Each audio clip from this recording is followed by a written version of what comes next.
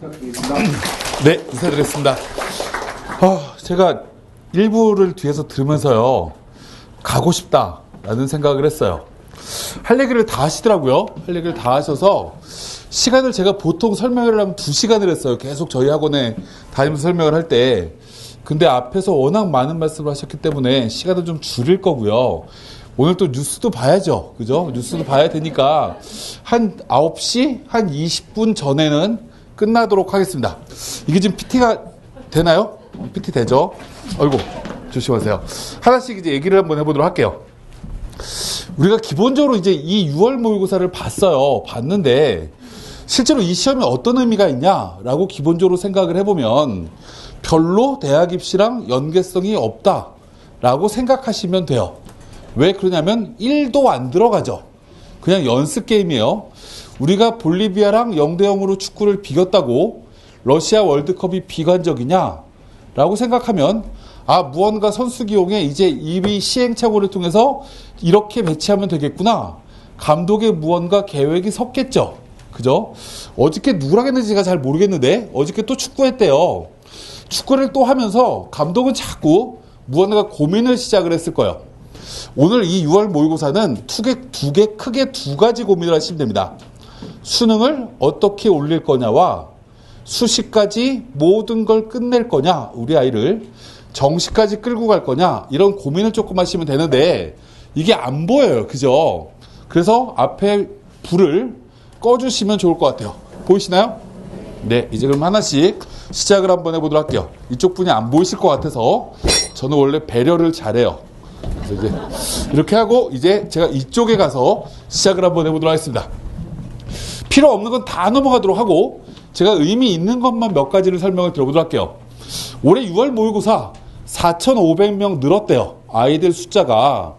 우리가 기본적으로 생각해보면 올해 00년생은 원래 작년에 99년생에 비해서 출생 인원은 2만 명이 많아요.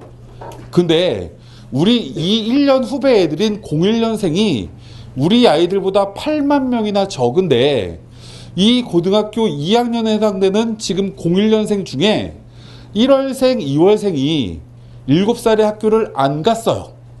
와, 위에 애들이 되게 많구나. 엄마들이 안 보냈어요. 그래서 실제로 올해는 아이들 숫자가 그렇게 크게 늘어나지 않습니다. 크게 늘어나지 않아서 한 7,000명 정도 늘어날 것 같아요. 근데 인원 중에 6,000명은 재학생이고요. 고3이 약 1,000명 정도 늘어납니다. 두 번째요. 올해 가장 큰 특징은 올해부터 문과가 다시 늘어납니다. 지금 이제 계속 이과가 늘어났던 대학 입시에서 현재 고3부터는 다시 문과가 늘어납니다. 내년이 되면 내년 고등학교 2학년 친구들은 현재 고3에 비해서 13% 아이들이 사라지거든요. 13%가 사라지는데 문과는 8%가 줄고 내년에 자연계는 18.5%가 줍니다. 현재 고등학교 2학년 친구들은. 그럼 이제 갑자기 어머니들이 이런 생각하시면 안 돼요. 내년에 우리 아이 이과인데 재수시키면 18%가 주는구나. 그럼 저절로 성적이 18% 올라가는 거에서 시작하나? 이런 고민하시면 안 돼요. 근데 어찌됐건 이렇게 내년이 주는 이제 이과가 점점 줄어드는 대학 입시로 바뀝니다. 학생 숫자가 지금 6월 기준으로는 1,100명 이과가 늘었는데 자연계에는 희소식이 또 하나 있죠. 의대 정원이 390명이 늘어나고 치대 정원이 70명이 넘게 늘어나기 때문에 자연계는 460명 이상의 모집 인원이 늘어납니다. 그럼 이건 인원 변화가 없다라고 생각하셔도 크게 문제가 없는 거죠. 반대로 문과는 올해 지난해에 비해서 6,000명 이상 늘어날 거다라고 생각하시면 돼서 문과는 지난해보다 입시 결과가 조금 소폭 상승할 거다라고 기본적으로 생각하시면 됩니다. 우리가 여기서 중요한 것 중에 또 하나 제가 방금 말씀드렸던 얘기를 다시 한번 곱씹어보면 제가 이제 처음에 농담을 먼저 한번 하도록 할게요. 현재 고등학교 2학년이 6만 8천 명 준다고 했어요. 지금 현재 고등학교 1학년은 현재 고2보다 6만 4천 명이 또 줄어요. 그럼 2년 동안 우리 아이들은 13만 2천 명의 인구 감소를 합니다. 그래서 제가 고등학교 1학년 어머님들한테 설명을 할 때 이런 얘기를 해요. 어머님들은 자녀분을 너무 시기적절하게 낳으셔서 무조건 효도 받을 충분한 자격을 가지고 있다. 밥 안 해줘도 돼 라고 제가 막 얘기를 해요. 그럼 제가 왜 이 얘기를 지금 하냐면 지금 우리 아이보다 2년 뒤가 되면 고3 13만 명 이상 줄고 그때가 되면 재수생도 2만 명 이상 또 줄 거예요. 그래서 아이들이 15만 명이 사라집니다. 대학 정원은 그대로예요. 그러면 현재 고등학교 1학년 아이들이 대학을 들어갈 때는 대학 가기가 열나 쉽겠죠. 이 옆에 예를 들어서 건성고등학교 고3은 30명인데 고등학교 1학년은 23명이에요. 이렇게 인구가 차이가 나다 보니 고등학교 3학년 할 때 제일 중요한 게 뭐냐라고 질문하면 내신 성적입니다. 올해 내신을 예를 들어서 3등급을 받았어요. 아이씨, 이거 갖고 어디 가지? 아주대상 가기가 어렵겠는데? 만약에 이렇게 생각을 하더라도 이 애가 대학을 입학을 하고 나서 에이, 군대나 보내자 라고 해서 군대를 갔다 와서 다시 원서를 또 써. 그럼 고등학교 1학년들이 대학 입시갈 때는 내신 3등급이 아주대가 아니라 경희대가 안정권으로 바뀌어요. 그러면 내신이라는 게 오래 받아 놓으면 그게 나중에 2년 뒤가 되면 개똥도 약에 쓸 게 있다고 내신이 굉장히 좋아지는 겁니다. 그래서 고등학교 3학년 학부모님들은 남아있는 기말고사 정말 관리 잘 하셔야 됩니다. 이거 꼭 올해 대학 입시만 생각해야 되는 게 아니라 우리가 무언가 뒤에까지 생각을 하면 꽤 의미가 있다 라는 말씀을 잠깐 드리고, 뭐 국어, 수학, 영어 뭐 쭉 아까 원장님께서 말씀하셨기 때문에 제가 여기다 하나만 더 덧붙이도록 하겠습니다. 뭘 덧붙일 거냐면 아까 원장님이 3333을 받는 것보다는 2424를 받는 게 낫다라고 말씀을 하셨어요. 그럼 여기서 가장 중요한 우리가 특징 중에 하나를 가만히 생각을 해보면 3등급이 2등급으로 올라가는데 정말 어려울까? 라는 것부터 먼저 고민을 한번 해봐야 되겠죠. 두 번째, 3333을 어떤 애가 맞았을 때 만약에 두 과목을 공부를 조금 덜 하면 두 과목 성적 정말 올리기 쉬울까? 이런 여러 가지 고민을 해보면 돼요. 그럼 이때 두 과목을 선택하는 방법은 간단한 거죠. 우리 아이가 뭘 잘하지? 라는 것부터 고민해야 돼요. 근데 자꾸 어머님들은 성적표를 받으면 우리 아이가 아직 초등학생이라고 생각해요. 중학교, 고등학교 1학년이라고 생각해서 자꾸 시험을 보면 못 본 과목을 더 공부시켜야 되겠다라는 관습적 습관을 가지고 있어요. 그래서 아이를 자꾸 이번 여름방학 동안에 아이씨, 우리 아이가 국어가 제일 약하지? 국어 인강 들어? 국어 수업 메가스에 다녀? 그리고 과외도 할래? 이렇게 이쪽에다 무언가 몰빵을 해요. 쉽게 생각해 보자고요. 17년 동안 공부를 우리 애가 안 했을까? 그 과목을? 했죠. 근데 성적이 안 좋아. 그리고 별로 안 좋아해, 그 과목을. 그럼 남아있는 5개월 동안 그 과목을 좋아할까요, 아이가? 그 과목의 성적이 올라갈 가능성이 정말 높을까요? 라고 생각하면 과감하게 배제시켜주는 것도 좋은 방법이에요.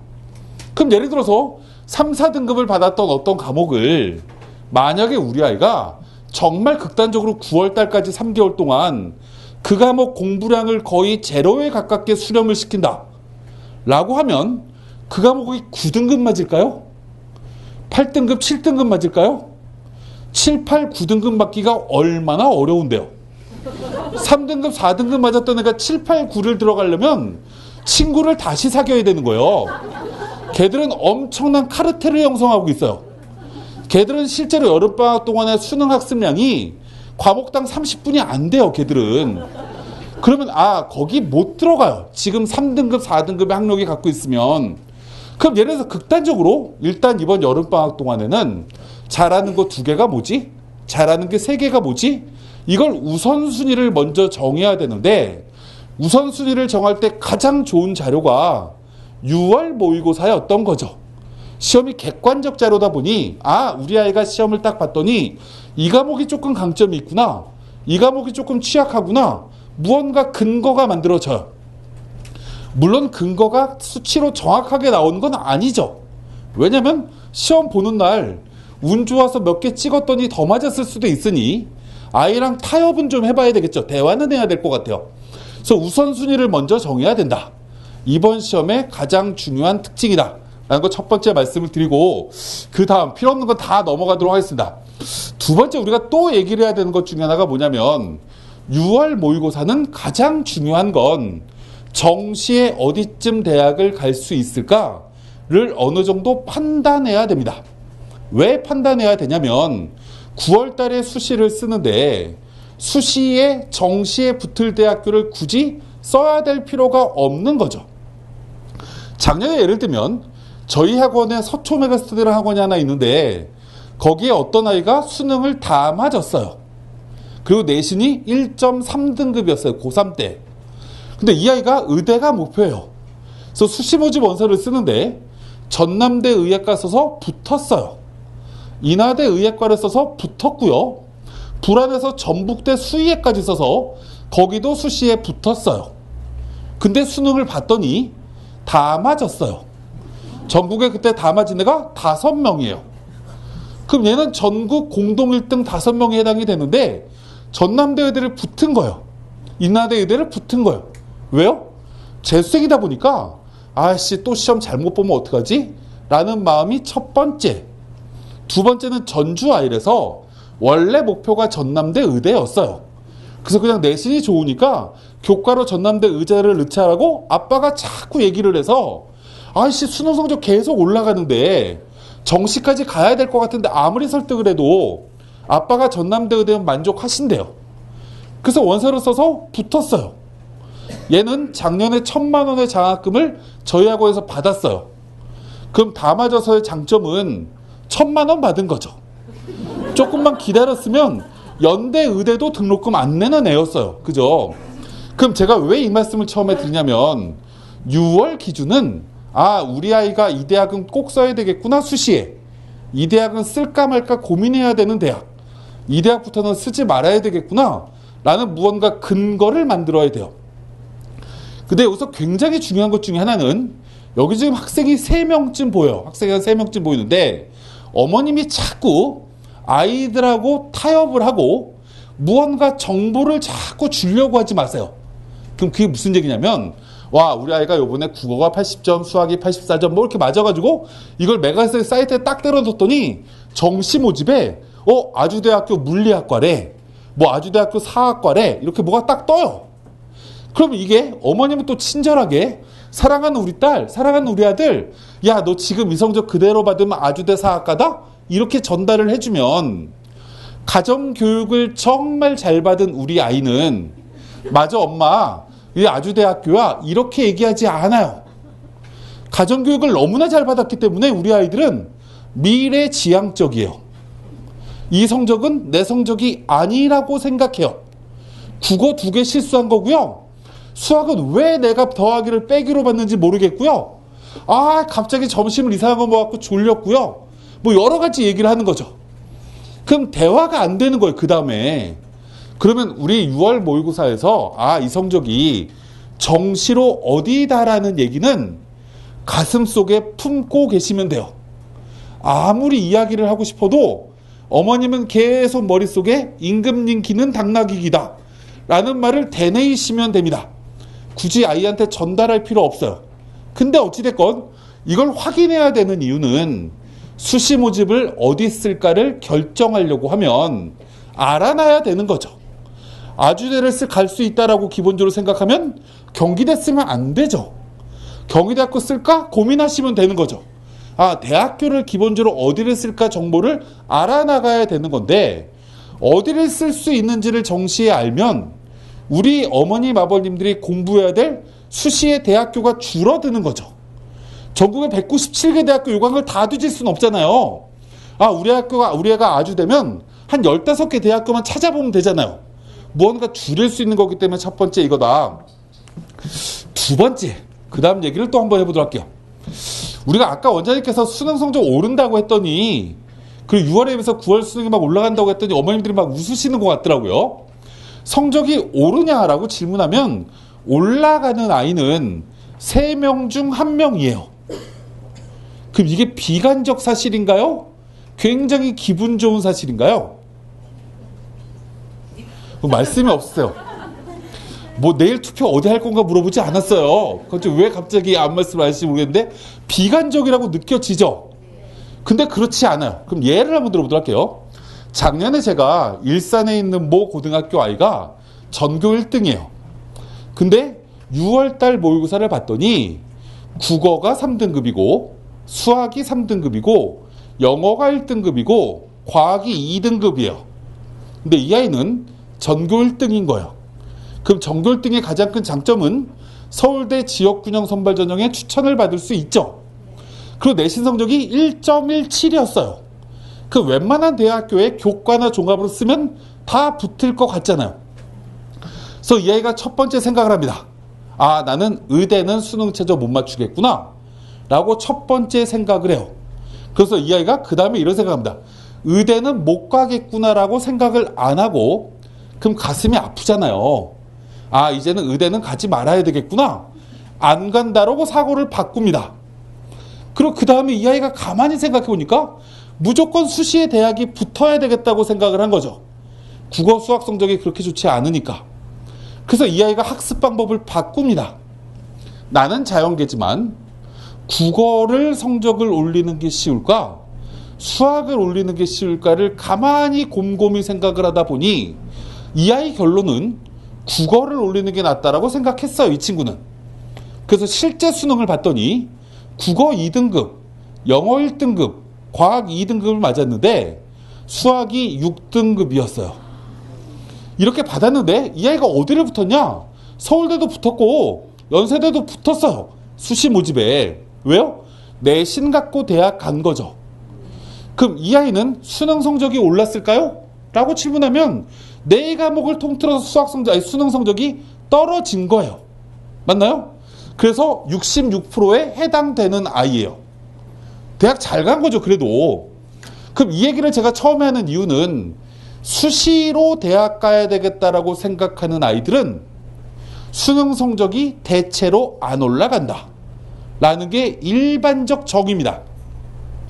그러면 수시가 몇 프로냐? 작년에 73.7%였고 올해 76%예요. 그럼 이 자료는 작년에 73.7%에 해당되는 자료죠.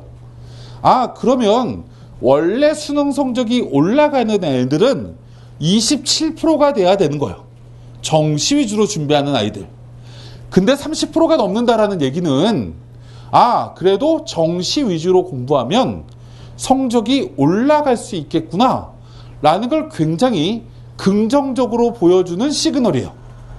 사람이 그냥 숫자를 딱 보면 아씨 10명 중에 3명밖에 안 올라가 이렇게 하면 되게 비관적이지만 우리나라 입시 환경을 기본적으로 여기다 접목을 시켜버리면 잘 올라가더라라는 걸 기본적으로 생각하실 필요가 있다. 두 번째입니다. 우리가 올리려고 하면 계획을 기본적으로 세워야 돼요. 아까 원장님이 되게 말씀을 많이 해주셨기 때문에 제가 기본적으로 여기에 몇 가지만 붙이려고 합니다. 4개를 수능을 다 준비를 해야 될까? 3개만 할까? 이거부터 무언가 결정을 해야 됩니다. 그럼 이 근거의 첫 번째를 우리가 생각을 한번 해보도록 할게요. 이게 지금 잘 안 보이실 수 있어서 제가 하나씩 불러드리겠습니다. 문과 학생이 정시로 대학을 간다. 이과 학생이 정시로 대학을 간다라고 했을 때 수능을 4과목을 모두 다 반영하지 않는 서울에 있는 대학교가 어딘가요? 라고 질문하면 숙명여대 통계학과입니다. 덕성여대예요. 서울에 이 2개 대학교가 수학 4개를 반영하지 않고 아이들을 선발합니다. 어이씨, 우리 아이 남학생인데? 이러면 없습니다. 서울에 있는 대학교는. 아, 딱 하나 있어요. 저쪽에 교무는 서울 소재지인데 캠퍼스의 90%는 경기도인 삼육대학교. 안 보내실 거죠? 연락 멀잖아요, 여기서. 이거 하나만 3개 영역입니다. 수원 쪽에도 아주대, 경희대, 경기대, 수원대까지는 정시 4개입니다. 이 4개 대학을 뺀 나머지 모든 대학교는 안양부터 이 뒤로는 모조리 다 3개 영역이에요, 수능이. 아, 그러면 수능을 4개를 공부를 해야 되는 아이가 누구냐? 라고 첫 번째 얘기를 하면 우리 아이는 정시로 대학 가야 돼요. 우리 아이는 최소한 경기대 이상은 대학 갈 거예요, 정시로. 이렇게 생각하는 아이들이 4개를 해야 되는 거예요. 그럼 이 근처에 있는 경기대학교가 정시로 가면 수준이 얼마나 되냐? 문과는 평균 국어, 수학, 탐구 한 과목 이 100분위가 83이 넘어가면 경기대 정시로 갑니다. 자연계 아이들은 78, 79쯤에 100분위를 받으면 여기 가요. 아, 우리 아이는 수원에서 초등학교, 중학교, 고등학교를 나와서 대학도 경기도 수원에 있는 대학 가. 와, 나중에 이 지역에 유지가 돼야 되겠구나. 이렇게 무언가 마음 먹으시면 돼요. 자꾸 거기밖에 못 가냐 생각하시지 말고. 그럼 첫 번째 이런 거죠. 수능을 4개를 모두 다 준비해야 되는 친구는 그냥 쉽게 얘기하면 문과는 100분위가 83이 넘어야 돼. 뭐가요? 국어, 수학의 평균 에버리지가 83은 넘어야 4개를 모두 다 공부하는 데 의미가 있는 거야. 자연계는 80 근처까지 나와야 4개를 모두 다 공부하는 게 의미가 있는 거죠. 이게 정시 관점인 거예요. 첫 번째. 그럼 우리가 첫 번째 이걸 생각을 하고 수시를 그 다음에 생각을 해보자고요. 수시에서 수능 최저를 4개 모두 다 반영하는 대학교는 연세대학교 논술 전형이에요. 고려대학교 학생부 종합전형 중에 4% 내신 등급에 들지 못해서 학교장 추천을 받지 못한 아이들이 지원하는 일반 전형. 이 2개가 문과, 이과 공통으로 수시에서 4개 수능 최저를 반영합니다. 그리고 일부 초등학교 선생님을 양성하는 교대들이 4개 반영하고요. 그리고 자연계 의대들이 4개 반영합니다. 어디에서요? 수시 모집에서. 아, 그럼 우리 아이 머릿속에 일단 교대 지워, 연대 논술 지워, 고대 학종 일반 지우면 수시에서는 4개 모두 수능 최저를 반영하는 대학은 없다라고 생각하시면 된다라는 거죠. 그래서 아까 원장님이 3333 받지 마라 라고 얘기하시는 게 그 이유인 거예요. 차라리 2424 받는 게 낫다. 어머님들이 2424 성적 받아오면 얘가 나를 이사라고 시키다 왜 2424를 받아와? 이렇게 얘기할 수 있는데 그게 아니라 그게 훨씬 더 낫다라는 거죠. 수능 최저를 기본적으로 고민할 때는 아, 그러면 우리 아이를 전략적으로 4개를 모두 다 시켜야 될 거냐 3개부터 준비시켜야 될 거냐를 잘 고민할 수 있다 라는 걸 기본적으로 생각을 하고 그 다음 얘기로 또 넘어가도록 하겠습니다. 아까 제가 잠깐 말씀을 드렸지만 우리가 공부하는 데는 우선순위가 있어야 돼요. 아까 제가 서울대를 간 아이가 3312에서 시작을 하다가 2612로 바뀌었다라고 말씀을 드렸어요. 그럼 이 아이는 일반적으로 이렇게 생각한 거죠. 한 과목 빼고 나머지 3개로 수능 최저 맞추자 라고 기본적으로 세운 거예요. 그럼 우리 어머님들, 우리 학생들도 제일 먼저 고민해야 되는 건 내가 지금부터 9월달까지 공부를 할 때 수능까지라고 생각하지 마세요. 그럼 너무 기간이 긴 거죠. 6월달까지 공부를 할 때 어떤 방법으로 학습 계획을 세울 거냐? 이게 첫 번째 고민을 해야 되는 겁니다. 그럼 예를 한번 들어보도록 할게요. 이제 예를 하나씩 먼저 한번 들어보도록 하겠습니다. 우리가 작년 수능을 보면 이쪽에 수학 가형이라는 게 있는데 수학 나형도 거의 마찬가지인데 92점이라는 원점수를 받으면 작년에 수학 가형은 100분위가 97이었어요. 그리고 문과는 95였습니다. 92점 맞으면. 근데 자연계 친구가 92점을 못 맞고 88점을 맞으면 100분위도 88 수준으로 떨어져요. 원점수는 4점 떨어졌는데 100분위는 9점 이상이 떨어지는 거죠. 근데 이 아이가 또 4점을 또 틀리면 100분위가 76까지 떨어졌던 게 지난해 입시입니다. 그럼 이거를 체감 있게 말씀을 들어보도록 할게요. 어떤 아이가 수학을 92점 맞았어요 라는 아이는 원래 보편적으로 국어나 나머지 과목도 이 수준이면 서울대 기계항공공학부 갈 수 있는 아이입니다. 100분이 97이니까. 근데 하나를 틀렸어요. 100분이 88로 떨어집니다. 이 아이는 경희대학교 화공과도 못 가요. 지난해 입시로 보면 4점짜리 하나 차인데 어떤 애는 서울대 기계항공을 갔는데 하나 더 틀렸더니 경희대까지 떨어져요. 거기도 인기학과 못 가요. 근데 여기다가 4점짜리 또 하나를 틀리면 경기대학교 화공과를 못 가요. 100분위가 76이 돼서. 그럼 실제로 잘 생각해보면 원점수 84점 맞은 아이와 원점수 92점 맞은 아이는 딱 4점짜리 두 문제 차이인데 대학이 서울대학교부터 경기대까지 떨어져요. 그러면 우리가 잘 한번 생각을 해봐야 되는 게 있죠. 우리가 실제로 여름방학이 되면 우리가 저쪽 대치동에 제일 먼저 마감되는 것 중에 하나가 현우진의 킬링캠프 뭐 이렇게 제일 먼저 마감이 돼요. 21번, 29번, 30번 문제만 계속 주구장창 푸는 수업을 애들이 들어가려고 난리예요. 전 이해가 잘 안 가요. 그게 원래 아이들이 그걸 지금 공부해야 되는 친구는 요번 6월 모의평가에 92점 이상 맞은 아이들이에요. 88점 최소한 이상 맞은 아이들은 아씨 이거 할까? 라고 고민해야 되는 거죠. 원래 나머지 친구들은 지금 해야 되는 게 뭐냐면 21번, 29번, 30번을 굳이 지금 맞춰야 될까? 라는 고민에서 시작해야 됩니다. 이걸 빼고 나머지 27문제는 정답률이 대부분 다 50%가 넘어요. 그러면 누구나 다 조금의 노력을 더하면 다 맞출 수 있는 문제라는 거죠. 그럼 제일 먼저 우리 아이들이 시작해야 되는 건 뭐냐면 3문제를 뺀 나머지 27문제를 수학 시간 100분 동안에 계산 실수 하나 하지 않고 하나하나 푸는 연습을 하는 게 지금 해야 되는 거예요. 6월달에 이렇게 했더니 와 7월달이 됐더니 이제 100분이라는 시간이 필요 없고요.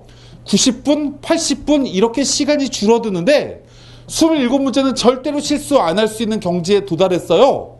라고 어떤 아이가 바뀌면 아 그럼 8월달에 이제 21번, 29번, 30번 중에서 한 문제를 더 맞춰볼까? 라는 고민을 해야 되는 거죠. 아 우리가 수학 범위가 확률과 통계와 미적분과 기하 벡터구나. 그럼 이 세 개 다 문제가 한 개 단원씩 만약에 나온다라고 딱 문제를 확인했어요. 그럼 그 다음에 우리 친구가 해야 되는 건 뭐죠? 내가 지금부터 노력을 했을 때 미적분의 최고 난도 문제를 맞추는 게 확률이 높은 거냐? 확률과 통계냐? 기하 벡터냐? 이렇게 기본적으로 세워서 아, 이 한 문제를 더 맞추기 위해서 한 개 단원을 선정하는 거예요. 그러면 92점으로 도달해요. 그럼 100분위가 97까지 올라가서 이 점수 갖고는 우리나라 의대를 뺀 나머지 대학은 모조리 다 프리패스의 수학 능력을 갖고 있는 거죠. 여기까지 했는데 날짜를 딱 봤더니 추석이야. 아씨 아직도 45일이나 남았네.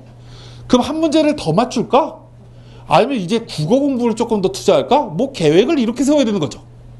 그냥 오늘 하루도 충실히 열심히 공부해야지. 6시에 일어나갖고 밤 12시까지 무조건 열공하는 거야. 화이팅! 이거 미친놈이야 이거. 그런 계획을 세우셔야 되는 분은 하루하루를 충실히 사는 아버님, 어머님이어야 되는 거예요. 극단적으로 얘기를 하면 택시기사분들이 그렇게 해야 되는 거죠.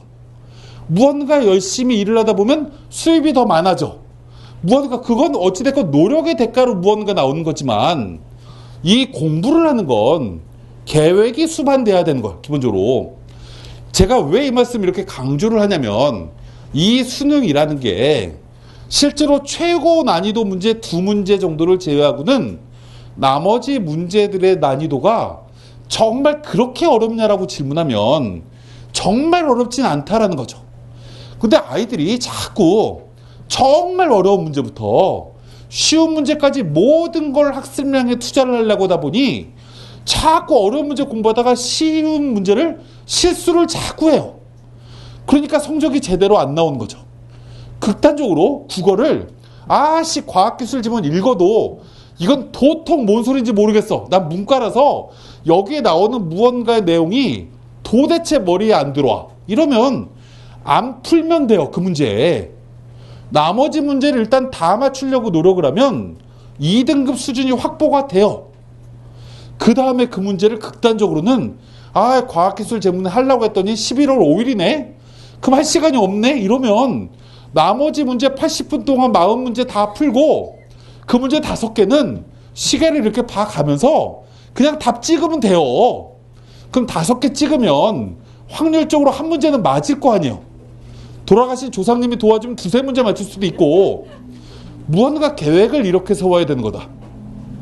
여름방학은 그냥 공부를 열심히 해야 되는 시기가 아니다 라는 걸 기본적으로 생각하셨으면 좋겠다. 첫 번째입니다.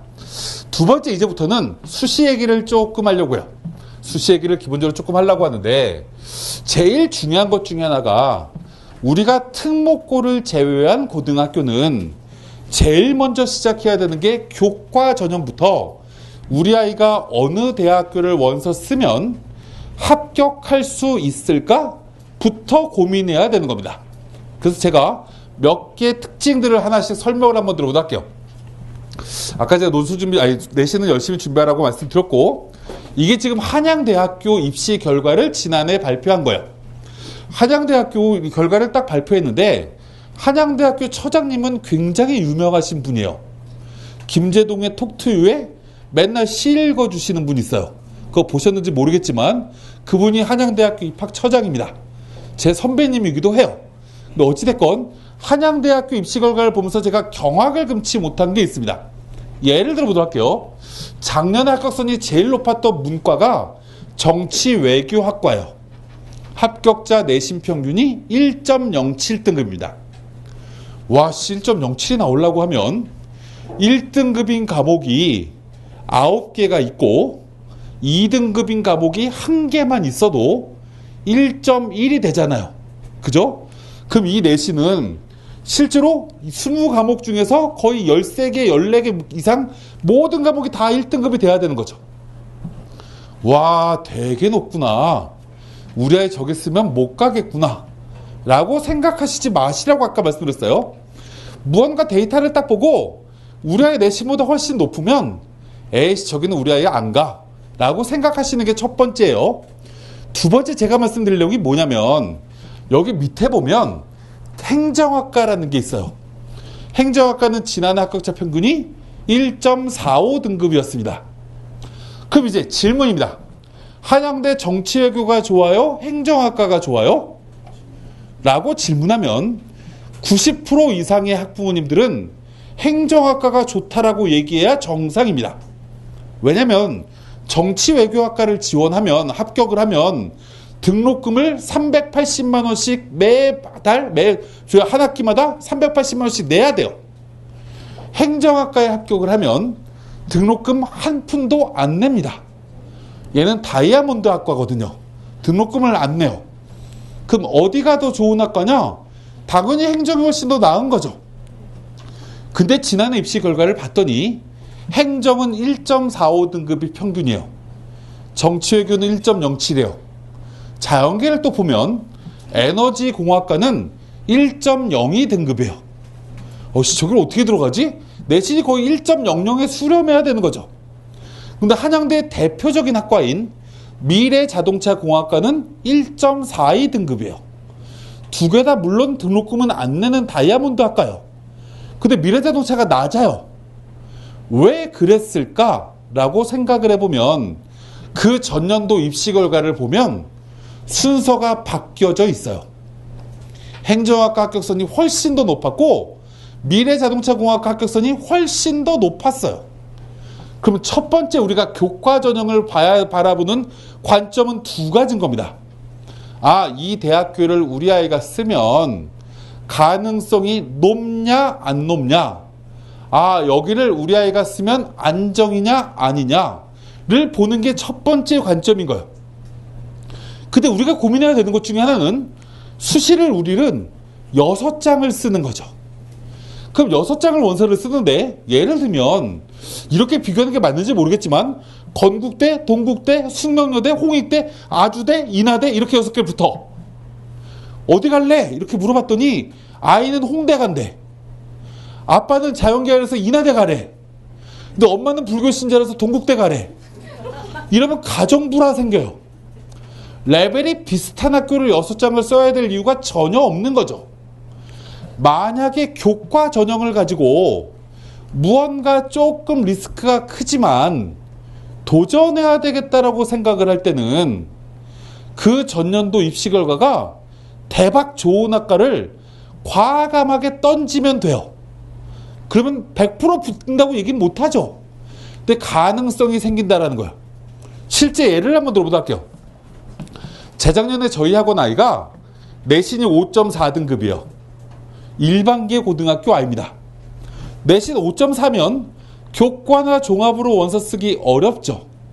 그래서 이 아이는 수능 공부로 대학 가겠다고 정시로 대학 가겠다라고 선언합니다. 수시 아깝잖아요. 그래서 저희 학원의 입시 담임애가 이 친구한테 뭐라고 얘기했냐면, 야, 그래도 수시에 원서를 써야 되지 않니?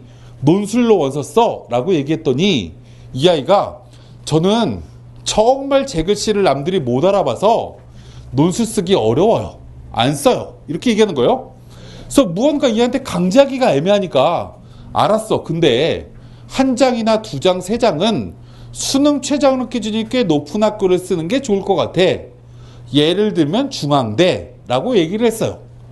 그리고 나서 이 아이한테 그 다음 또 하나 얘기했던 게 뭐냐면, 근데 교과 전형의 원서를 쓸 때 가장 중요한 건 마지막 날 오전 9시 경쟁률을 보고 경쟁률이 낮은 데를 써 라고 얘기를 했어요. 왜 마지막 날 오전 9시 경쟁률을 보고 쓰라고 하냐면, 원래 수시 모집 원서 접수 기간은 평일이에요. 저쪽에 정시 모집 원서 접수 기간은 아이들이 방학인 1월 달인데 수시는 9월 달이다 보니 모든 아이들이 고등학교에 다 등교를 하는 거죠. 그럼 아이들이 수시 모집을 언제 쓰냐면, 수시 원서 접수가 9월 15일이 마지막이다 라고 하면 9월 14일 날 엄마 아빠가 다 모여요. 그래서 수시 6장을 최종적으로 여기 쓰자 라고 하고 밤 12시쯤에 6개를 다 때려 넣어요. 그래야 다음날 학교를 가는 거니까 이렇게 집어넣어요. 그래서 아침 9시 경쟁률을 보면 경쟁률이, 이게 어디가 높고 어디가 낮다라는 게 대충 윤곽이 와요. 그래서 이 아이가 그 경쟁률을 쭉 보다가 중대를 쭉 봤는데 경제학과가 3.5대 1이라는 걸 발견했어요. 경제학과가 3.5대 1이에요. 경영학과는 4.5대 1인데 라고 얘기를 하니까 이 입시 담임이 그럼 경제학과 써 라고 얘기를 한 거예요. 그래서 실제 경쟁률이 4.2대 1로 바뀌었어요. 최종 경쟁률을 봤더니 별로 안 올라가죠. 그죠? 그래서 이 아이가 원서를 딱 집어넣고 어차피 내신 5.4니까 못 붙겠지? 라고 그냥 잊어먹고 있었는데, 나중에 수시 합격 발표를 했는데 합격자 통지서에 이 친구 이름이 있었던 거예요. 내신이 5.4등급인데 학생부 교과로. 그래서 제가 중앙대 그때 팀장 이주호한테 전화했어요. 야, 주호야, 도대체 경제학과가 어떻게 일어났는지 나한테 설명 좀 한번 해줘봐 라고 얘기를 했더니 4.2대 1이었던 처음 경쟁률이 수능 최저학력 기준은 세계 6, 세계 평균 2등급이죠. 이거를 적용을 딱 시키는 순간 2.4대 1로 경쟁률이 내려앉았어. 2.4대 1이었는데 합격자를 딱 발표하고 났더니 최초 합격자가 다 연대 한양대로 다 도망가더라고. 그래서 추가로 계속 합격시키다 보니 수능 최저학력 기준 맞춘 애보다 모집 정원이 더 많아서 맞춘 애들은 다 붙였어 라고 얘기를 한 거예요. 그때 그랬던 학과가 경제학과, 문헌정보학과, 유아교육과, 건축학과, 건축공학과 5개였어요. 중앙대 24개 학과인가 중에 약 20%가 모조리 다 수능 최저만 맞추면 다 붙었던 거죠. 이 사실을 작년 학부모님들이 알았어요. 그럼 사람들이 심리적으로 어떻게 해야 되냐면, 문헌정보 일단 빼고 유아교육 빼고 경제학과 빼고 지원해야 되겠구나. 이게 우리가 보편적 사고를 가진 사람들이죠. 작년에 펑크 났다라는 게 올해도 펑크 날 거다라고 생각하는 건 무언가 조금 이상한 거잖아요. 이걸 나만 한 정보가 아닌 거니까. 근데 놀랍게도 유아교육과가 그 마지막 날 아침 9시에 딱 봤더니 경쟁률이 10대 1이 넘어요. 문헌정보학과도 10대 1이 넘어요. 왜 그런 걸 봤더니 중앙대 홈페이지에 입시 결과를 이렇게 딱 발표했는데 유아교육과 문헌정보 이런 학과가 합격자 평균이 2.3등급, 2.5등급 이렇게 낮게 있는 거죠. 나머지 학과들은 다 1.3등급 이렇게 있으니 사람들이 그 데이터를 딱 보고 신봤다 이러는 거예요. 원래 수시의 학생부 교과 전형은 첫 번째는 원래 원서를 도전적으로 쓸 때는 작년에 폭발한 학과 써야 됩니다. 와, 학교를 한양대 에리카 캠퍼스를 쭉 봤더니 어떤 학과 교수님 열나 높아. 어떤 학과는 열나 낮아. 3.25도 들어갔대. 와, 우리 아이 내신 3등급인데 여기 쓸 수 있는 대학교는 3.25 이거밖에 없구나. 거기다가 원서를 쓰면 무조건 떨어져요. 1.5등급짜리를 써야 붙을 가능성이 조금이라도 생기는 게 교과더라. 이게 첫 번째 특징입니다. 두 번째, 단국대가 있어요. 여기서 별로 안 멀죠. 홈페이지에 딱 들어갔더니 이제 무언가 좀 친숙해집니다. 인기학과를 쭉 봤더니 합격선이 1.75, 1.68 이렇게 되어 있는데 그 밑에 있는 모든 학과는 2등급 밑에 아이들이 합격을 합니다. 아, 단국대학교는 꽤 인기 있는 학과도 합격자 평균이 2등급대에서 시작되는구나. 가장 하위권을 봤더니 문과는 2.6, 자연계는 2.8까지 합격선이 형성이 되네. 이게 합격자 평균인 거예요. 그럼 실제로 커트라인은 이거보다 꽤 밑으로 내려갈 수 있겠죠. 그럼 이걸 딱 보는 순간 이제 어머님들이 이런 생각할 수 있을 거예요.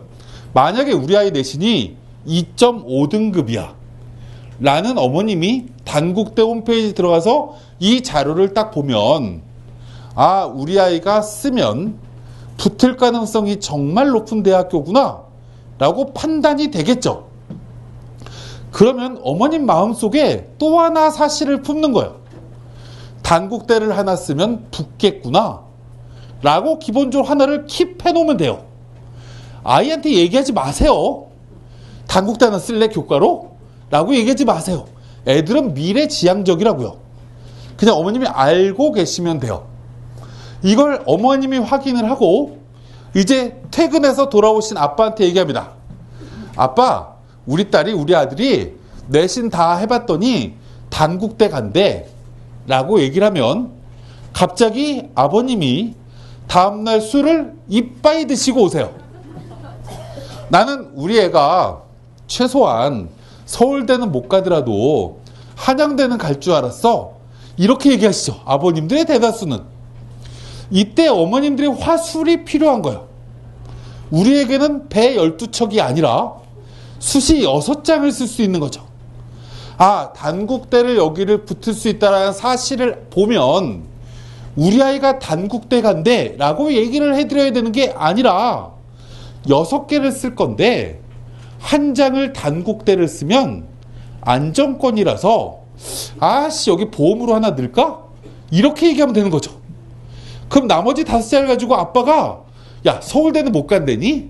이렇게 얘기하시면 어머님이 선생님께 가서 추천서 하나만 써주세요 제발. 우리 아빠 소원이 서울대를 쓰는 거래요 라고 해서 서울대 추천서 하나 받으시면 돼요. 그래서 서울대 지원시키면 떨어지면 서울대를 떨어진 단국대 학생인 거죠. 그렇잖아요?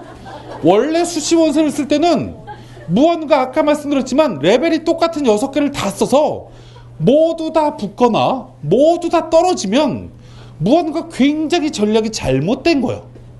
계단이 필요한 거죠. 아, 그럼 이 자료를 교과를 처음에 볼 때 가장 중요한 사실 하나는 뭐냐면 우리 아이가 정시에 가기 어려운 대학교다라고 판단되는 대학은 무조건 하나 밑에서부터 쓰기 시작해야 된다는 거예요. 그래야 수시에 대학 붙는 거죠. 이래서 단국대를 붙으면 아쉬우시면 군대 보내세요. 군대 갔다가 2년 있다 오면 그 내신 갖고 그대로 지원하면 경희대 붙어요. 그 다음에 무슨 그 다음에 무언가 노력 안 하고 그 내신을 그대로 가면 된다는 거예요. 아, 이렇게 무언가 하나를 쓸 때 가장 좋은 정보 중에 하나가 교과 전형이라는 겁니다. 그래서 이제 어머님들은 우리 아이 6월 모의평가 성적으로 정시에 어느 대학교를 갈 수 있는지 확인한 후에 이 대학 레벨보다 높은 대학교에 학생부 교과 전형을 하나씩 들어가 보는 거죠. 아, 이 대학은 조금 어렵네. 근데 작년에 이학과들은 굉장히 합격선이 높았구나. 나중에 이학과 경쟁률 오래 낮으면 한번 여기다가 수시 원서 한 장 남겨놓고 한번 던져볼까? 이런 대학교도 모아놓고, 아, 이 대학교를 쓰면 붙겠구나. 아, 그럼 붙을 수 있는 대학교 작년 합격선이 이렇게 됐으니까 올해 수시 최종 경쟁률까지 보고 마지막에 지원하면 여기는 붙겠구나. 이걸 기본적으로 계획을 만들어 놔야 된다는 겁니다. 이게 첫 번째, 교과를 바라보는 눈이에요. 두 번째입니다. 이제 종합 얘기를 하려고 하는데, 학생부 종합전형은 말 그대로 그냥 학생부를 종합적으로 보는 거예요. 그럼 예를 들면 이런 거죠.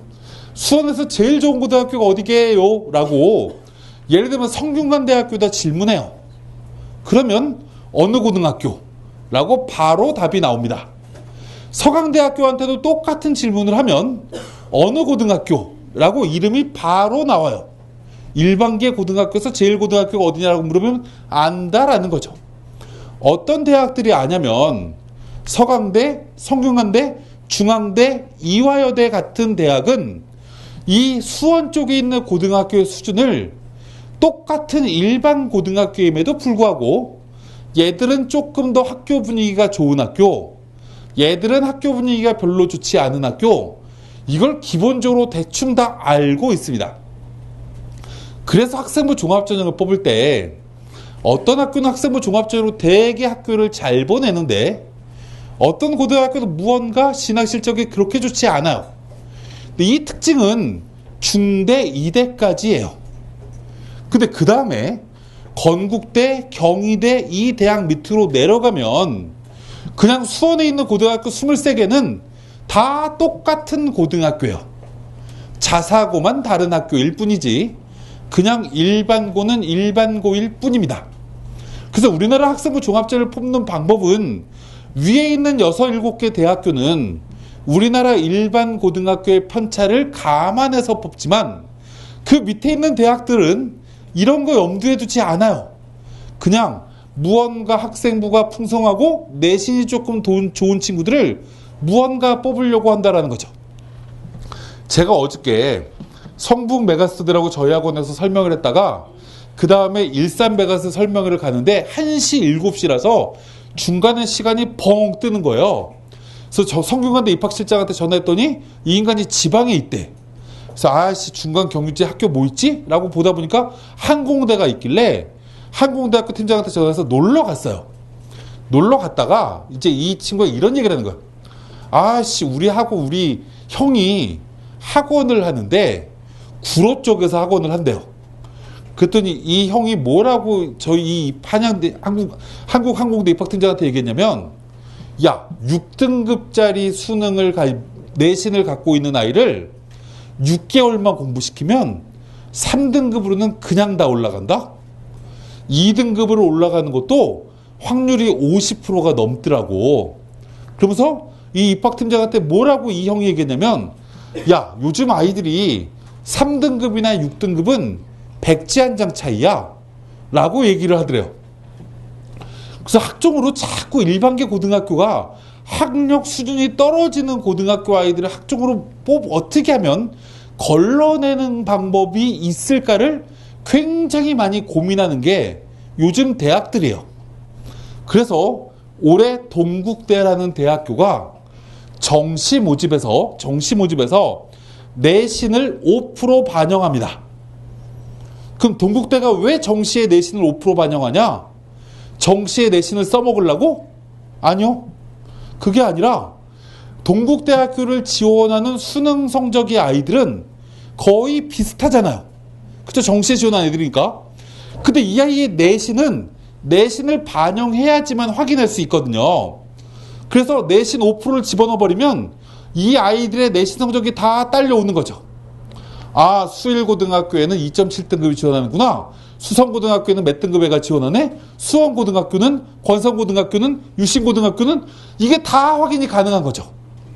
그래서 이걸 내년도부터 학생부 종합전형 쓸 때 어느 정도 참고하겠다라는 게 기본적인 지금 이 대학교의 목표예요.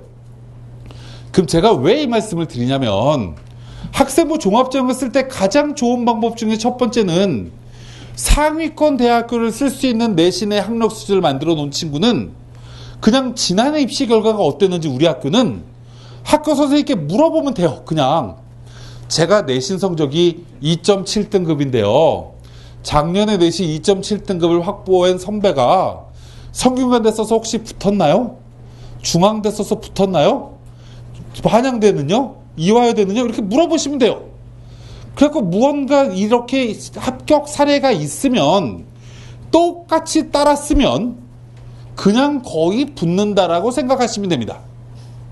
이게 상위권 대학교예요.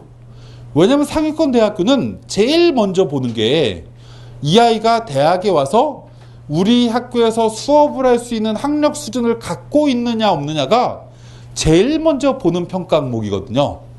근데 경희대학교, 한국외국어대학교 이 밑으로 내려가는 나머지 대학교부터는 고등학교 수준 별로 따지지 않기 때문에 이 밑에 있는 대학교는 뭘 보시면 되냐면 대학이 발표하는 자료를 참고하시면 됩니다.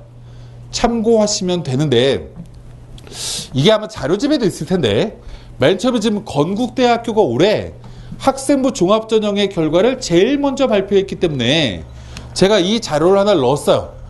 그럼 예를 한번 들어보도록 하겠습니다. 작년에 건국대에서 저를 보세요. 저를 보시면 돼요. 건국대학교에서 가장 합격선이 높았던 학과는 문과는 경제학과, 자연계는 의생명공학과였어요. 합격자 평균이 경제학과는 2.3등급, 의생명공학과는 2.1등급이었대요.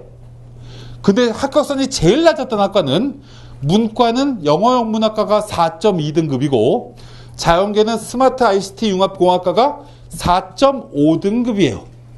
아, 그러면 제일 높은 학과랑 제일 낮은 학과랑 2.3등급에서 4.2등급의 범위를 갖고 있는 거죠. 문과는 자연계도 2.1등급에서 4.5등급의 범위를 가져요. 그럼 예를 들어서 어떤 아이가 내신이 2.8등급짜리가 이 자료를 딱 보는 순간 어떤 생각이 들까?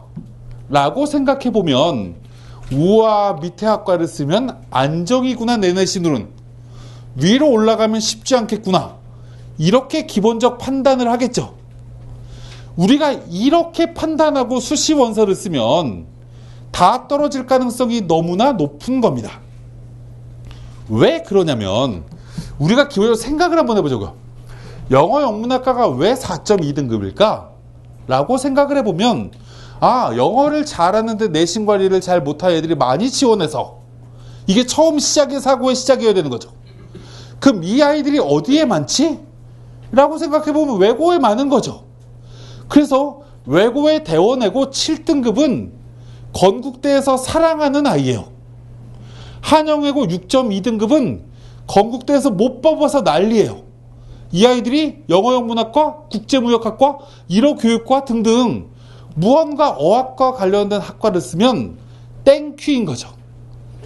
그럼 이 애들이 1명, 2명, 3명, 4명 지원을 자꾸 하면 이 아이들 때문에 뭐에 영향을 받게 되는 거죠? 평균 내신 등급이 점점 뒤로 내려가는 문제가 생기는 거죠. 그럼 실제로 건국대가 발표한 이 자료는 낚시 효과가 생기는 거예요. 이걸 딱 보는 순간 학부모님들이 우와, 우리 아이 내신이 더 좋은걸? 여기 과감하게 쓰면 붙겠는걸? 이렇게 생각할 가능성이 너무 높다라는 거죠. 와, 씨, 경제학과 써봐야 2.3등급밖에 안 되네? 라고 보시면 안 돼요. 여기도 최저가 5등급짜리가 붙었대요. 그럼 예를 들어서 1등급이 3명이 지원을 했네? 1명이 5등급이네? 4명 평균 내면 2등급인 거예요. 맞나요? 그럼 5등급짜리가 누구냐? 라고 질문하면 특목고 자사고회가 이렇게 들어가 버리면 합격자의 25%만 포함이 돼버리면 이 내신은 급격하게 아래로 내려가는 것처럼 보이는 거죠. 그래서 이 실제로 건국대학교의 실제 결과를 보면 그냥 일반계 고등학교 아이들을 보면 보통 2등급 초반에서 2.5등급 사이에 있는 아이들이 1단계 서류를 통과해요. 이걸 넘어가면 붙기가 굉장히 어려워지는 게 일반고인 거예요. 근데 자꾸 학생들이 학생부 종합은 내신을 별로 안 본대.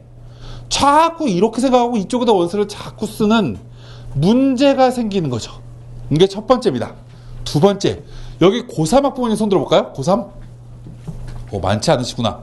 그럼에도 불구하고 이 얘기는 좀 해야 될 것 같아요. 우리가 이제 예를 한번 들어볼까요? 의생명공학과가 있어요. 여기에 무언가 나는 전공적합성 맞추기가 쉽다 라고 생각하는 아이들은 되게 많을 겁니다. 왜요? 우리 아이들이 1학년 때 꿈은 의사였거든요. 그러다가 의사로 꿈을 무언가 비교과를 쌓다가 아이씨 내신이 안 되네. 그럼 약대로 바꿀까? 약대 가려면 무슨 과 가야 되지? 생명과학과가 낫겠구나. 이래서 원서 쓰는 애들이 되게 많아요. 근데 건국대에 가면 식량자원과학과가 있어요. 이거 뭐 배우는 거지? 라고 생각해보면 저도 잘 몰라요. 저도 잘 모르는 이 학과 그냥 가만히 생각해보면 이런 거죠. 식량자원과학과? 우리 아이가 보릿고개를 경험했어요. 그래서 11월 달에 수확한 농작물을 겨울에 잘 보관을 해서 2월, 3월까지 무언가를 잘 저축해 놓는 능력이 꽤 필요하다고 생각해서 독을 만들어 보기도 하고 뭐 여러 가지 저장 기술을 고민해 봤어요. 이런 애들이 식량자원과학과 쓰는 건가요? 저 잘 모르겠다고요.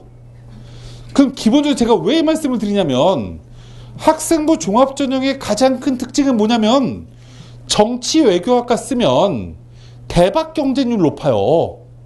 당연하죠. 비교과 쌓기가 너무 쉬운 거잖아요.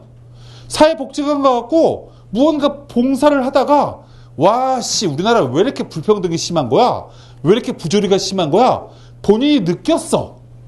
느끼기만 했으면 사회학과 쓰는 거고 아씨 이런 부조리를 내가 선거에 나가서 정치인이 돼서 내가 바꿀 거야. 이러면 정치 외교학과 쓰는 거예요. 자소서 쓰기가 열나 쉬운 거죠.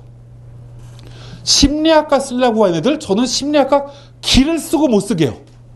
얘도 심리 쟤도 심리 다 심리야. 도고동문학과 써 임마 이라고 전 얘기를 해요. 왜 뜬금없이 도고동문학과예요? 심리학자 중에 유명한 사람이 독일 사람이 많거든요. 그래서 심리학에 대해서 관심을 가지다 보니 이 학자에 대해서 알게 되다 보니 독일 문학에 대해서 관심이 가지게 됐어. 이렇게 스토리 연결시켜갖고 빨리 도고동문학과 써. 이렇게 바꿔요. 실제로 합격선이 이렇게 돼야 가능성이 훨씬 더 높아지는 거죠. 도고동문학과 나와서 뭐예요? 식량자원학과 나와서 뭐예요? 이런 얘기 하지 마세요. 우리 아이 때가 되면 취업이 100% 되는 세상으로 바뀔 겁니다. 일본이 지금 취업률이 98.6%예요. 우리나라가 왜 취업률이 나중에 100%가 될 거냐? 우리 아이보다 2년 뒤의 아이들은 15만 명이 준다. 지금 취업난이 해당이 되는 지금 사회에 나온 애들은 68만 명일 때 수능 본 애들이에요. 올해 53만 명이에요. 15만 명이 더 많았던 때 대학을 들어가고 이때 대학을 나오니 애들이 열나 많은 거죠. 그럼 우리 애들 때가 졸업할 때쯤 되면 우리나라 최고치에서 30만 명의 아이들이 사라져요. 여기에 58년 개띠가 내년에 정년퇴직해요. 58년부터 63년, 64년생까지는 완벽한 1차 베이비붐 세대예요. 이분들이 6년, 7년 동안 사회에서 쭉 쏟아져 나올 때 우리 아이가 대학 졸업하고 취업한다고요. 애들이 없다고요. 남자애들은 군대 갔다 오면 고1하고 같이 졸업한다고요. 아씨 여잔데요? 이러면 대학원 보내세요. 그럼 자동적으로 늘어나는 거죠.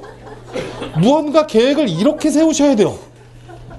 취업이 안 된다라고 대학을 가서 뭐 하냐라는 얘기는 현재 20대 중반 이후의 애들한테 해당됐던 거예요. 2011학년도에 68만 명 수능 볼 때 그때는 대학 진학률이 또 82%야. 부모님들이 그때는 또 다 대학 보내려고 그랬어. 지금은 또 취업 안 된다고 지금 대학 안 보낸다고 그래. 뭐 이상한 거예요. 애들이 주니까 지금은 당연히 대학 나와야 된다고요. 수원은 어차피 자녀분들 좋아하시니까 여기 사는 거잖아요. 공부 못하면 천안 쪽으로 보내시면 돼요. 공부 잘하면 서울 쪽으로 보내시면 되고, 무언가 보내는 게 첫 번째 목적이에요. 조금이라도 잘 보내는 걸 첫 번째 고민한다. 두 번째는 나중에 편입시키시면 돼요. 학교가 천왕권으로 그대로 대학을 보내면, 천왕권으로 만약에 대학 가면 이 아이 무조건 좁해서라도 공부시키셔야 돼요. 편입이라도. 왜냐면 천안권에 있는 대학교의 상당수는 5년이 지나면 폐교의 수순에 도달합니다. 애들이 없기 때문에. 당연히 애들이 없는데 학교가 유지가 돼요? 지금 제가 대학교 입학자문위원을 굉장히 많이 하고 있는데, 우리나라 대학교는 10년 후가 되면 40%가 사라진다라고 대학 관계자들이 생각하고 있어요. 그래서 지금 공기 좋은 지역의 대학을 가면 우리 애들까지 입학을 해요. 군대 갔다 오면 아씨 후배가 안 들어와. 나중에 졸업을 하고 나면 나까지만 졸업장 받았어. 이런 문제가 생긴다고요. 제가 왜 학생부 종합제를 설명하다 이 얘기를 하냐면, 우리 아이 때는 세상이 바뀌어요. 제일 전공이 중요하지 않을 수 있어요. 우리가 무언가 우리 아이들이 진짜 무엇을 하고 싶은 아이가 있다라고 가정을 하면 꼭 그 전공을 들어가야 되는 거냐? 우리 아이 때는 융합학문 시대인 건데, 조금 본인이 이게 아니라 무언가 본인이 원하지 않더라도 무언가 전공에, 다른 전공에 들어가고 나면 자기가 정말 좋아했던 전공하고 무언가 융합을 시켜볼까? 이런 고민하기가 더 쉬운 거죠. 그렇지 않나요? 본인이 제일 좋아하는 거, 내가 고등학교 때 꿈에 그렸던 이 전공에 들어갔어. 이런 무언가 융합시키기가 쉽지가 않잖아요. 그래서 정말 우리 아이가 아니다라고 생각되는 전공을 빼고는 나머지 중에 무언가 비인기 학과를 전략적으로 노리실 필요가 있다라는 게 기본적인 생각인 거예요. 제 수생들도 작년에 예를 들어서 경희대학교를 썼더니 떨어졌는데 올해 또 쓰면 떨어질까요? 학과 바꾸면 가능성이 생길 수 있다고요. 무언가 이런 고민을 해야 되는 거죠. 우리가 특히 고등학교 3학년 친구들 아직까지 뭐가 남아있냐면 3학년 1학기 기말고사가 남아있어요. 우리 아이가 1학년 2학년 때 활동을 쭉 보다 보니까 영어 영문학과에 쭉 관심을 무언가 가졌구나. 3학년 1학기 때도 계속 이쪽 분야를 갖고 나가야 되겠구나. 이렇게 생각하시면 안 돼요. 우리 아이가 이쪽에 관심이 있었는데 비인기 학과는 뭘 하나를 더 갖다 붙이면 우리 아이가 지금 아주대학교 에이스 전형으로 종합 쓸 수 있는데 경희대학교로 올리면 과를 조금 낮춰서라도 써보는 게 의미 있지 않을까? 거기 전과도 된다는데? 그래서 학과를 바꿔서 무언가 도전하려고 딱 봤더니 한방재료공학과가 있어. 이게 도대체 뭐야? 한방재료공학과 뭐 하는 건지 그냥 학교 홈페이지 들어가서 커리큘럼을 뒤져보면 돼요. 졸업 후 진로 이런 거 보지 마세요. 취업 다 된다니까요, 나중에. 그러니까 한방재료공학과가 뭘 배우는 건지 1학년 커리큘럼, 2학년 커리큘럼 딱 봤더니 이게 생명과학과 무슨 단원과 연관이 되는구나 라고 무언가가 매치가 되는 단원이 고3 때 배우는 내용이 있다라고 하면 이제 전략적으로 그 과목에 대해서 선생님께 질문을 해야 되는 거죠. 아직 세부 능력 및 특기사항이 남았으니까. 선생님, 제가 이번 기말고사를 열심히 공부를 하다가 제가 요즘에 갑자기 진로에 대한 고민을 하다 보니까 경희대학교에 한방재료공학과가 있다는 걸 알게 됐어요. 커리큘럼을 쭉 보다 보니까 이쪽 단원에 굉장히 많은 내용을 배우길래 쭉 무언가 공부하다 보니 이런 책을 보게 됐고요.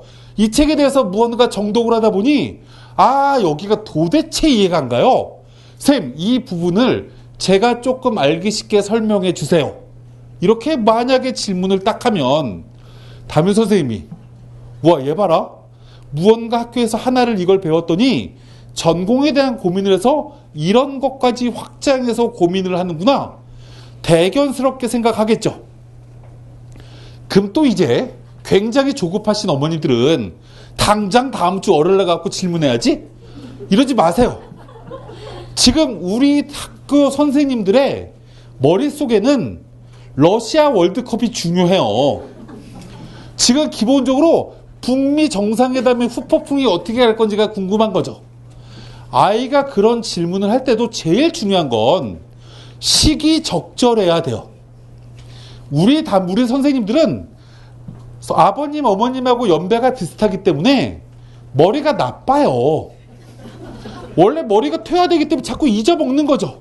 술 먹고 잊어먹고 뭐하고 잊어먹어요. 세상 일이 바쁘다 보니.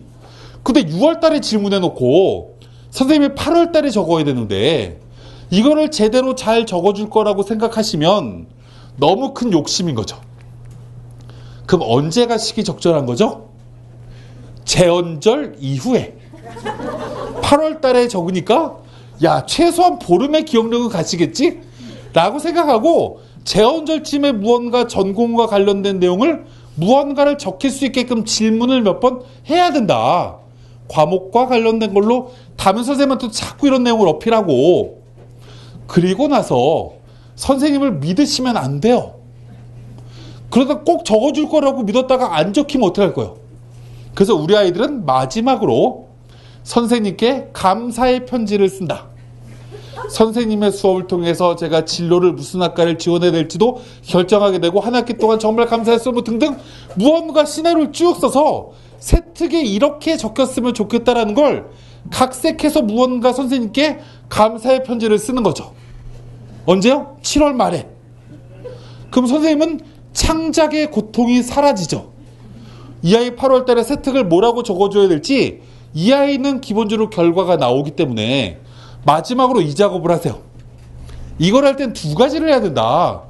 정말 우리 아이가 이 학과 쪽으로 맞췄다라고 생각되는 전공 하나도 해주셔야 되는 거지만 와, 이 대학을 썼을 때는 이 학과까지라도 들어가면 정말 좋겠다 라고 생각되는 무언가 비인기 학과, 아이들이 전공적 학성 맞추기 어려운 학과를 전략적으로 이렇게 맞춰갖고 집어넣으면 가능성을 찾을 수 있다라는 거죠. 이걸 기본적으로 해줘야 되는 게 학생부 종합전형의 마지막이다 말씀을 드리고 이제 정말 마지막 논술 얘기를 하고 오늘 인사를 드리겠습니다. 제가 9시 20분쯤 끝낸다고 했는데 지금 9시가 조금 안 됐어요. 그죠? 한 15분 안에 끝내도록 하겠습니다. 논술은 그 다음에 이제 어머님, 아버님이 생각해 주셔야 되는 게 첫 번째, 우리 아이 교과전형 어디 쓰지? 종합전형 어디 쓰지? 라는 걸 제일 먼저 결정을 해야 되는 거예요. 교과전형, 종합전형 어디 쓸지를 결정할 때 그 하나에 참고를 해야 되는 건 정시에 갈 수 있는 대학은 쓰지 말까? 라고 생각하고 교과 종합을 쓰시면 되죠.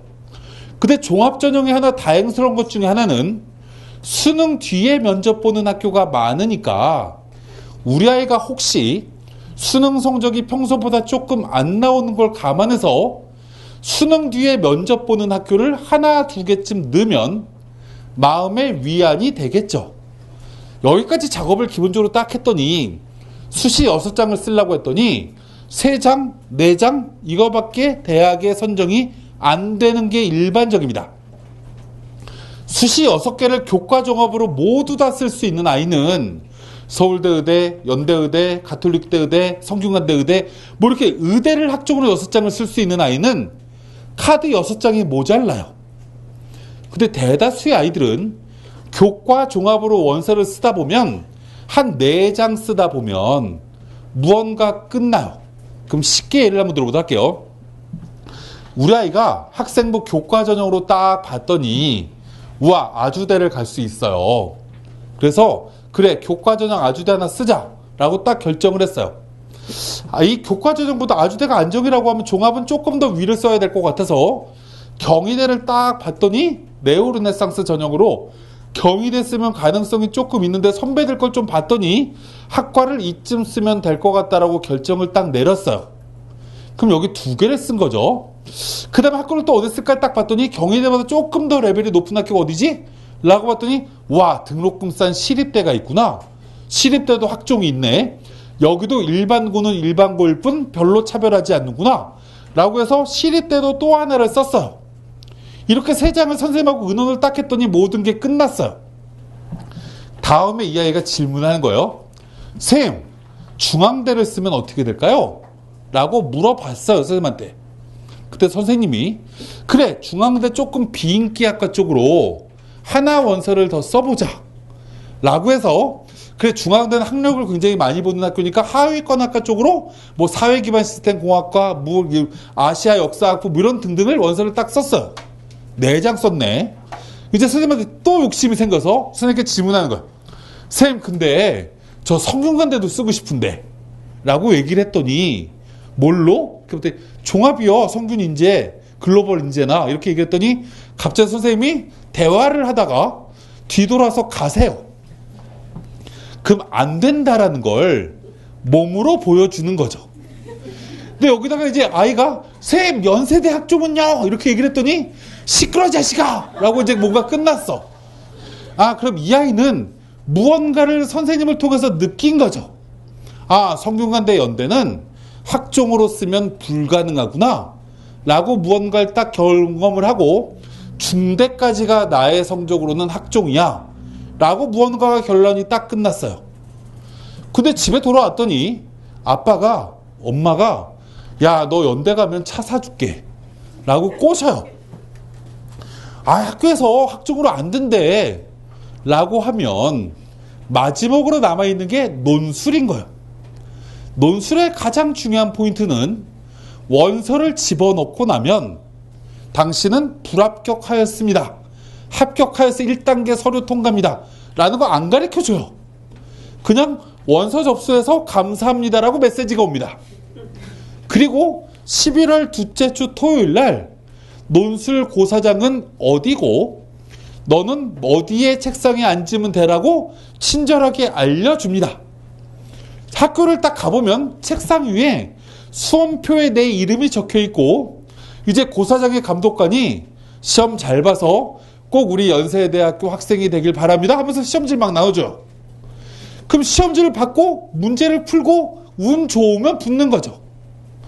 엄마 아빠는 우리 아이를 실어 날라서 논술 고사장에 진짜 얘가 여기 붙으면 차 사줘야 되는데 아씨 모닝 사줄까? 스파크 사줄까? 이런 고민하시면 돼요. 기본적으로 논술의 가장 중요한 건 학생부 교과나 종합으로 가기 어려운 대학교를 수능으로 정시로 가기 어려운 대학교를 도전하는 의미가 있는 겁니다.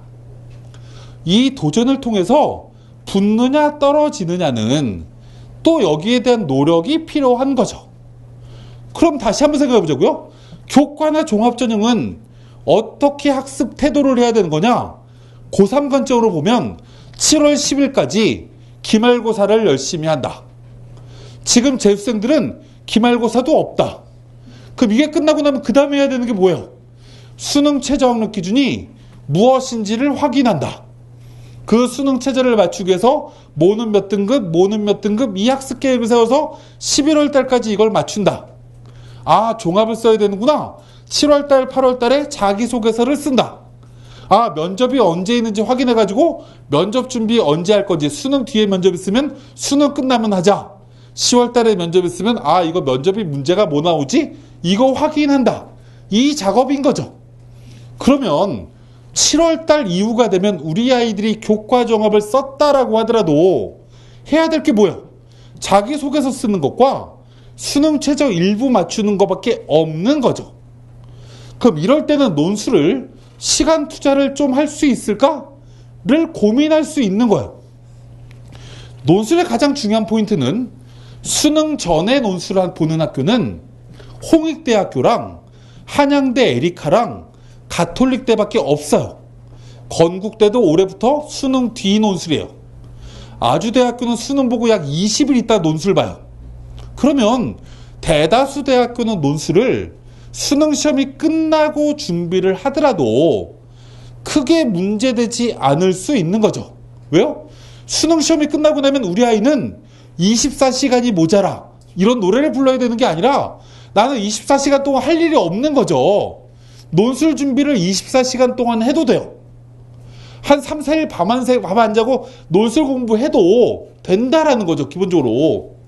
아 그러면 논술을 한두 장을 어디를 쓸까를 고민할 수 있는 게 우리 아이들의 기본적인 거기 때문에 그럼 논술을 원서를 쓸 때 가장 중요한 건 정시로 갈 수 있는 대학교 배제, 교과나 종합으로 썼을 때 가능성이 높은 대학교 배제. 그럼 그 이상의 대학교가 어디가 남지? 이 대학교 중에 수능 최저학력기를 맞출 수 있는 대학은 어딜까? 이 대학교 문제 유형 중에서 나한테 가장 유리한 대학교는 어딜까? 이걸 조합해서 선택을 하셔서 문제를 확인하고 대학을 지원하면 돼요. 그럼 우리 아이들은 지금 해야 될 게 정시에 어느 대학 갈 수 있느냐? 먼저 확인하고 교과나 종합으로 어디 쓸 거냐를 확인한 다음에 그럼 그 다음에 남는 대학을 논술 문제를 하나씩 정독을 해보는 거죠. 아, 이 대학보다는 이 대학이 낫겠구나. 이 대학보다는 이 대학이 낫겠네. 이렇게 무언가에서 최종적으로 2개 대학, 3개 대학을 추리면 된다라는 거예요. 쉽죠? 오늘 제가 말씀드리는 얘기는 아웃라인이에요.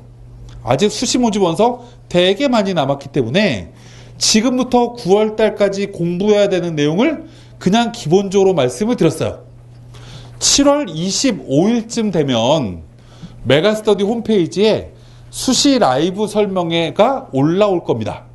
아까 제가 마케팅팀의 팀장이 그거 언제 찍어줄 거냐고 해서 제가 7월 20일쯤에 찍겠다고 했어요. 그래서 수시를 어떻게 지원해야 되는지 6장 어떻게 지원해야 되는지 올해 대학 입시에 또 하나 수시의 변수가 뭔지 설명을 또 할 거고 8월 11일 날 수원은 또 언제 올지 모르겠는데 8월 11일 날 코엑스에서 문과, 이과 나눠갖고 또 수시 설명회 또 할 거예요.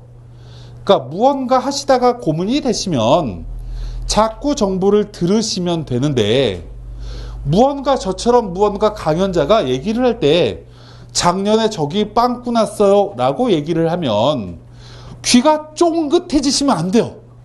아, 올해 저기는 쓰면 안 되겠구나 라고 버리셔야 돼요. 작년에 내신 2.6등급짜리가 들어간 의대도 있어요. 학생부 교과 전형으로. 그럼 제가 그게 어디다라고 얘기를 하면 올해 그 의대는 무조건 내신 1.5등급까지 올라가요. 당연히 그렇지 않을까요? 사람들이 그런 심리를 가지니까. 작년에 입시 결과가 어디가 열나 높았다? 수시에 설명회 때 얘기 안 해요. 대부분의 업체에서. 그걸 찾으셔야 됩니다. 그래야 무언가 금강을 캔 것처럼 좋은 결과가 나온다. 오늘부터 집에 돌아가셔 아버님, 어머님이 하실 일은 월드컵 이런 것도 중요하지만 올해 우리 아이가 고3이니까 대학 홈페이지의 결과를 딱 보시면서 먼저 교과 전형부터 결과를 하나하나씩 체크하시면서 수시의 기본적인 토대를 만들어 놓으시면 올해 좋은 결과가 분명히 있을 거고요. 제가 크리스마스 즈음에 정시 설명회를 할 거예요. 그때 어머님, 아버님 얼굴은 정말 안 뵙기를 바라면서 수시에 꼭 붙기를 바라면서 오늘 저는 인사를 드리도록 하겠습니다. 감사합니다.